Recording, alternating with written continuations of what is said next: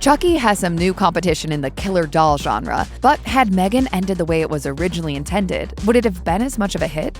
Thanks to months of genius viral marketing, M3GAN proved to be yet another successful venture for production company Blumhouse. The AI-powered doll turned killer is carving a name for herself in a world where Chucky currently holds the heavyweight title of cinema's most memorable killer doll, and it's easy to see why. The acrobatic physicality of Amy Donald, coupled with the vocal performance of Jenna Davis, has proved to be a potent mix that brings cinema's newest slasher baddie to the screen with positive results. How could you just discard me like some cheap dollar store trinket? Not giving M3GAN her own franchise would be such a wasted opportunity, but given how the film ends, a sequel was always inevitable. Even though the movie was whittled down from a considerably more violent screenplay, some of which was shot, M3GAN still manages to end things on a high note. After finally recognizing the destructive nature of her emotional support doll, Katie, who's played by Violet McGraw, activates a large robot named Bruce, her Aunt Gemma, played by Allison Williams, made in college. From there, the robot proceeds to give M3GAN a beatdown, ripping her in half. The fight goes on for a little bit longer before Katie delivers the final blow, damaging M3GAN's central processing chip with a screwdriver. The technological nightmare is over,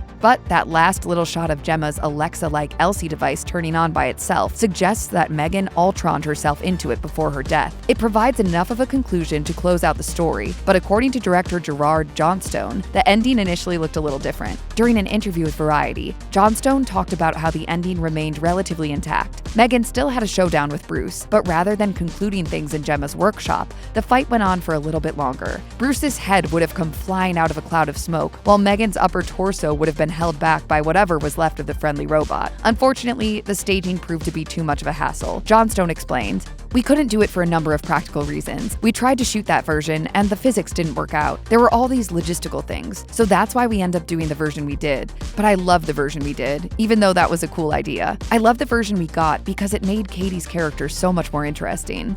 The sequence of events they ended up with was definitely the right way to go, and Johnstone's last point is right on the money. While finishing her off with Bruce would have been cool, Katie using an inanimate object not only gives her a more personal connection to M3GAN's death, but it serves a greater thematic tie.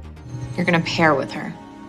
That means she will recognize you as her primary user. For a movie about a child growing an unhealthy attachment to technology, it would have been strange for her to use technology to sever their bond. The film's emotional beats hit stronger than expected, and this ending wraps it all up quite nicely. M3GAN may have been momentarily defeated, but the movie's powerful showing at the box office indicates that this is only the beginning of her cinematic rampage. A sequel has been officially announced, and the creative team has already thrown around some ideas. Johnstone seems more than excited about the possibilities that lie ahead for the lovable AI menace. He told Variety, "There are so many ideas that we had and facets of M3GAN's personality that we wanted to explore. I totally think there's more to say.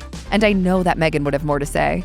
A M3GAN follow-up will likely see her looking for some payback, especially since the ward she was built to protect turned against her. With Katie being the one to make M3GAN temporarily obsolete, the killer toy is bound to latch onto her just like Chucky did with Andy Barclay in the Child's Play series.